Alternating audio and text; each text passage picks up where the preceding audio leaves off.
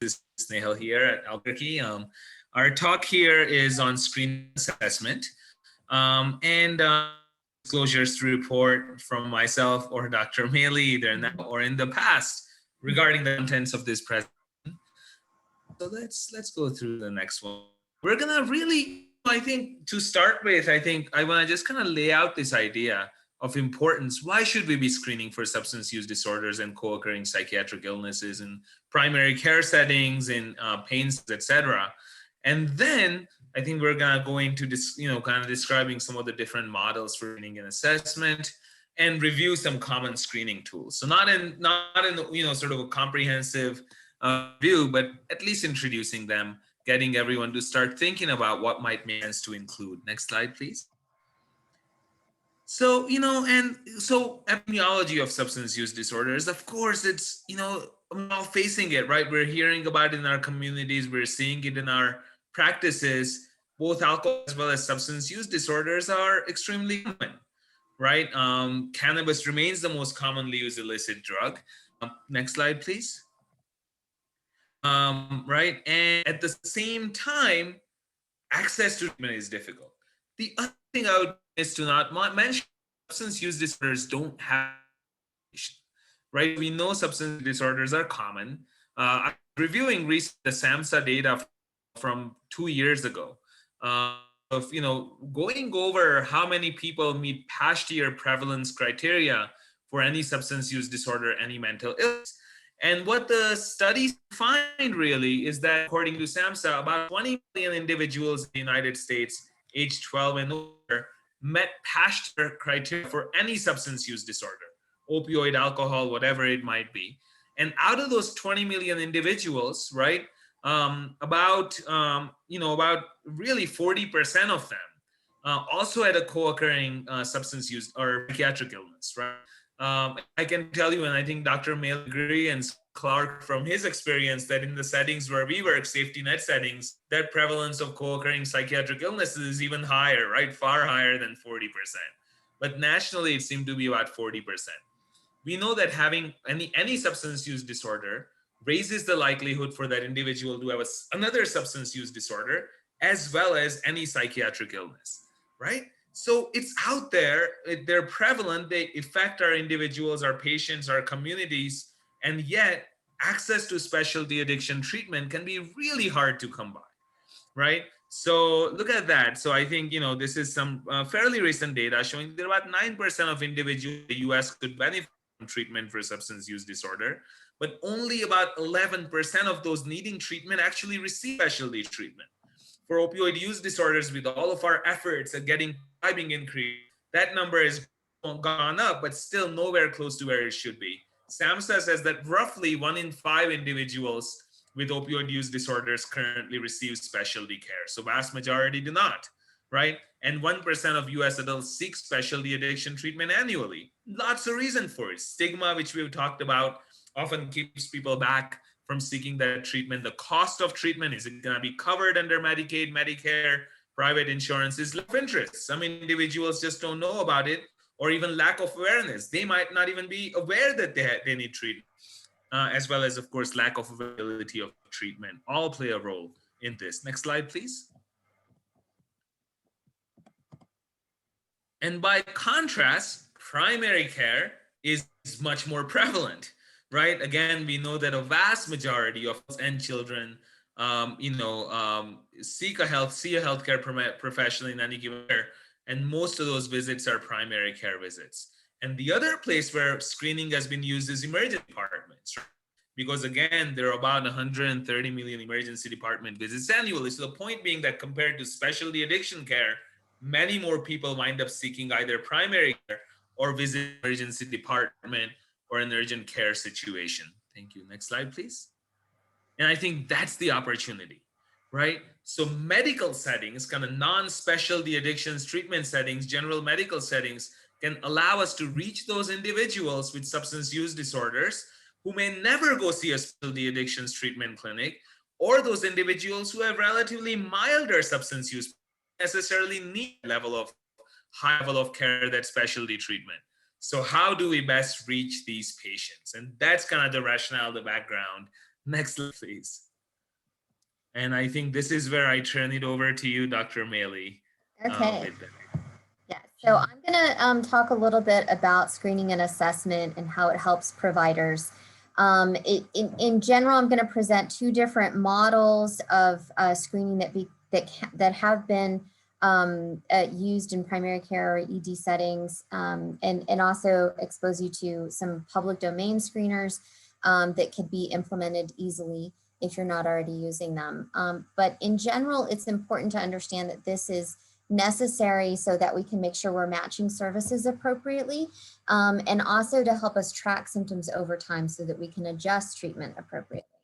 So where some things sort of to embed this historically is, and you guys will get the slides so I don't have to go into detail about either one of these diagrams, but essentially historically we've treated substance use disorder episodically in the sense that when people have a relapse, they go to the emergency room or they have some major consequence, car accident, something happens, only then do we get them into a treatment. So, and then when they're non-symptomatic, they're not engaged in treatment. That is not necessarily helpful for substance use disorder, which is a chronic condition.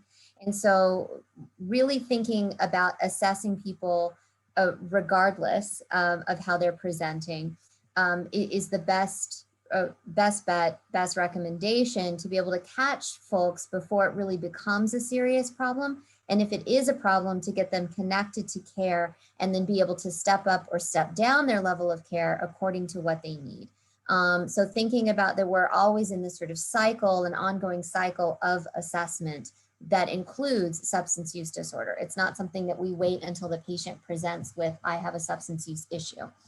That also goes hand in hand with these other components, which is recognizing that we do want to treat patients based on an episode of care model, which means that we might provide specific intervention for a specific symptom set, and then monitor and then reassess for what they need, but always keeping in mind that continuum of care, that patients with substance use issues, even if they don't meet full criteria for a disorder, are probably going to fall somewhere on the continuum of needing anywhere from peer support services all the way up to inpatient, right? So recognizing that we need to have assessments that help us to make appropriate treatment recommendations, because not everybody needs to go to those higher levels of care. And some folks that do need those higher levels of care, once they've made gains, we need to be able to step them down.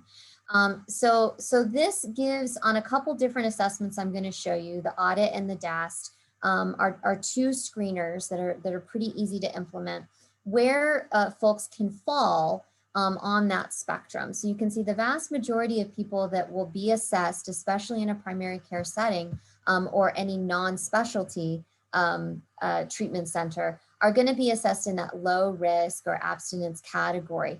But we want to keep an eye on them because that could change depending on stressors, depending on things going on in their life. About 9% are going to fall into a risky category, which we're not necessarily going to recommend a specialty treatment, but we're going to want to do some level of intervention. And then another percent will fall into harmful and then dependent, in which we know we're definitely going to want to be making some recommendations. Where does a good model to follow to be able to determine where people fall on these risk levels? ASAM has developed a criteria, and for anybody that's not familiar with this model, you can get some really good trainings on ASAM, which will help you to figure out exactly where somebody falls in terms of that risk level and what interventions are recommended. Now, New Mexico is an ASAM state, which means that anybody working with these patients should ideally be trained in using ASAM criteria. This is what it looks like graphically.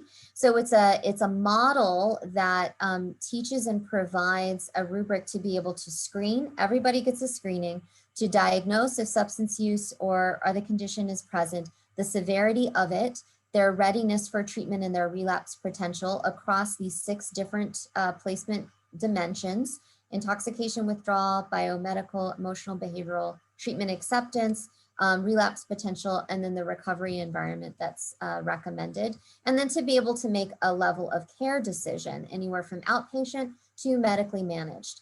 So this is across that continuum of care where individuals with use disorder may fall, and recognizing that patients are going to move up and down this continuum depending on their symptoms and acuity. Now, there's a lot of data with ASAM that says that if we're not using some form of assessment model to screen everybody and to run them through that process, then likely we're either going to undermatch or overmatch patients. And when we do that, it's typically not going to be helpful for their outcomes. So you can see this is looking at both stimulant use disorder and opiate use disorder, where patients have been recommended to the wrong type of treatment. And here's another data set that also looks at that, if they're under or overmatched versus if they're matched appropriately, and how they're able to step through that continuum in an appropriate manner. And so we know that if we're not using an evidence-based assessment model to match folks to the right intervention, we could be sending them to a treatment that's too intense or to a treatment that isn't intense enough. Or we could be not even catching it if we aren't doing universal screenings. So in general, ASAM is a model that we would recommend. And if you're not trained in it, again, there are lots of trainings available. It has good face validity, reliability, and feasibility for use in most settings. And it's valid for helping to match folks to the appropriate level of care. Now, I'm not going to go into any more detail with ASAM, but I am going to show you a couple screeners that can be utilized in most settings that link to the ASAM level of care recommendation. Another model that's out there that has been used with some success in emergency rooms, as well as in other medical or primary care settings, is the ESPERT model, which also there's a number of free trainings available for and toolkits on the SAMHSA website. And it stands for Screening, Brief Intervention, and Referral to Treatment. So this is a standardized process that uses a brief intervention protocol. So that's this 1 through 6 steps that you follow with a patient post-screening. And if you want more information on how to do this, there's a bunch of free tools. There's even an ESPERT app that you can get to put on your phone or your iPad. There's numerous toolkits that you can download from SAMHSA that has all of the materials that you would need to follow an ESPERT model. But again, here's its graphic representation.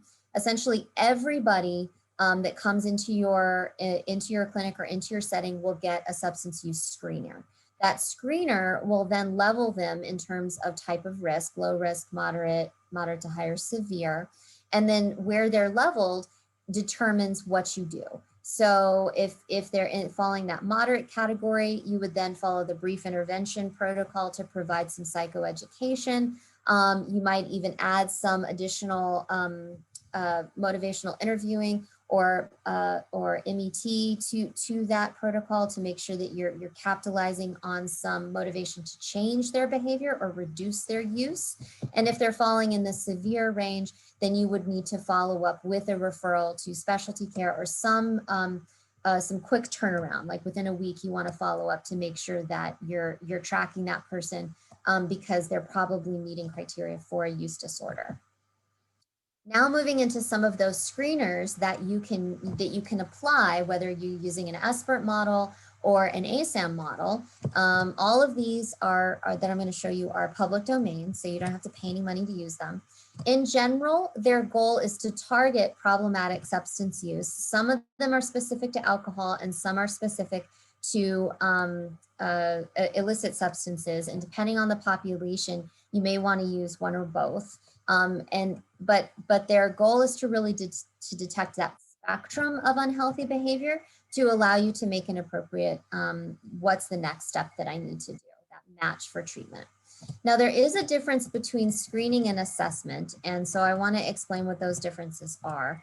Screening should occur right after somebody shows up for treatment. It's really your filter. So it's sort of like they're either in the category of I need to keep an eye on them, or they're not, or I need further assessment, or they're in the category of this is really just prevention and I'll ask about it on my routine follow-up. It can be used in a variety of settings, and it is one of the main tools that we use to refer for what's the next steps for treatment. Assessment occurs after screening. So somebody's fallen in the bucket of, okay, we need to have a closer eye of what's going on with them. Then you go into your more detailed H&P or psychosocial diagnostic assessment or whatever that procedure is. And I'm even going to show you some standardized clinical interviews that can be used to rule in or rule out, make the actual diagnosis, determine level of change, strengths and problem areas, and sort of begin a course of treatment. So that's the difference between screening and assessment.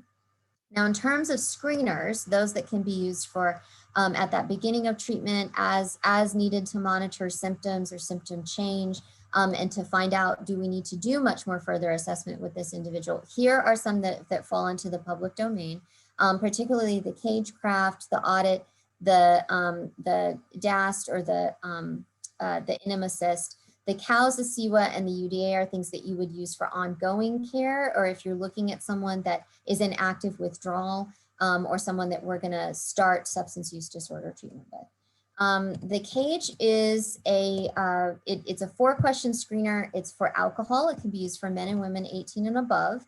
And it's pretty much like a rule in or rule out. So a really quick and dirty assessment.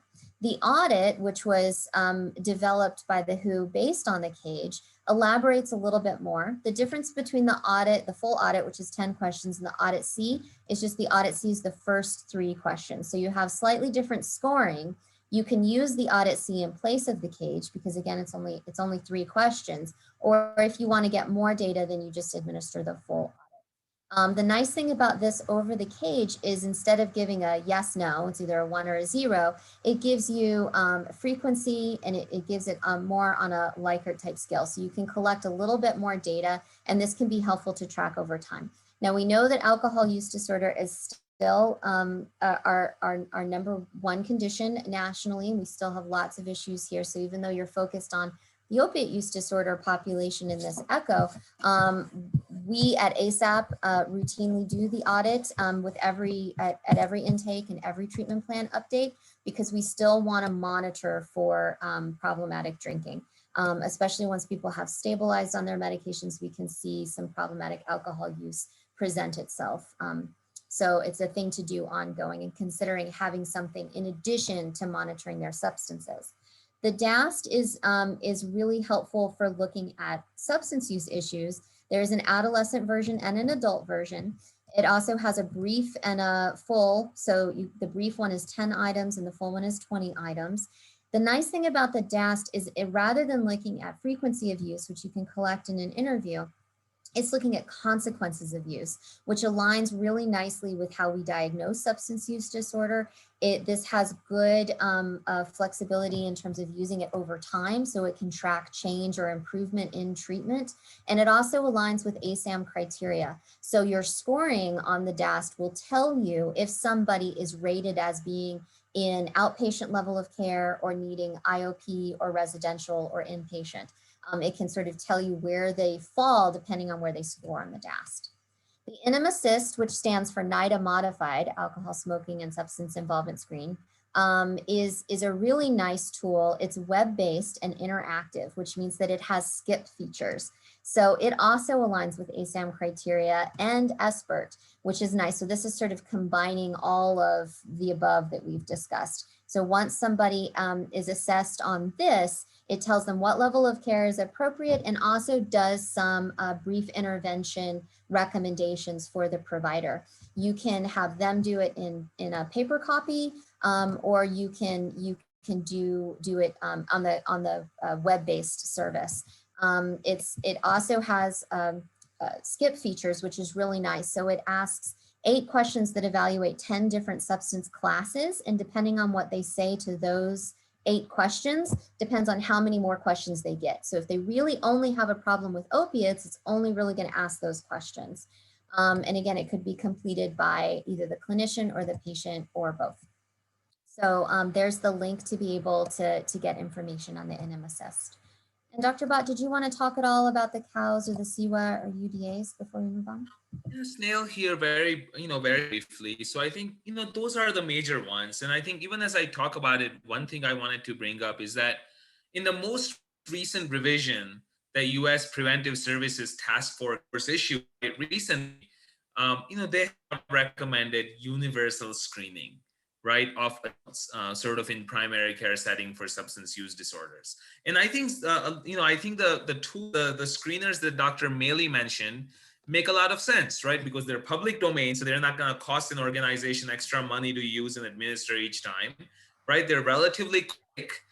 They're relatively sensitive, and we want those screeners to be sensitive. We don't want to miss things. So if they're positive, then we can follow up with a more thorough assessment. And they're often available online, so you work people through it, or you can embed them within your EMR settings. COWS and SIVA, I think the U.S. Preventive Services Task Force specifically says that for the initial screening, just like Dr. Maley says, these aren't what we're using, right? These are more instruments that allow us to look into a specific aspect of a person's substance use.